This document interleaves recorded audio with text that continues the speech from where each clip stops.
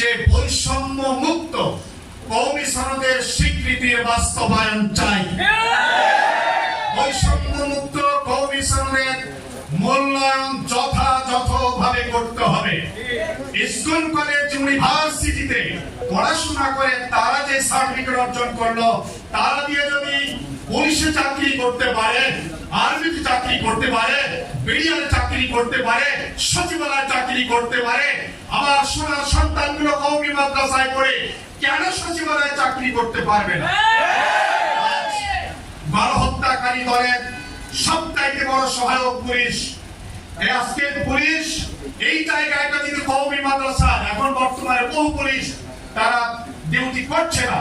এই জায়গায় যদি গভর্নমেন্টের সঙ্গে আমাদের সম্পর্ক রেখে আমরা যদি এখানে আমাদের অন্তত 10,000 পুলিশ কওমি মাদ্রাসা ছেড়ে দিতে পারতাম, তাহলে ইসলামী রাষ্ট্র ব্যবস্থার জন্য এটা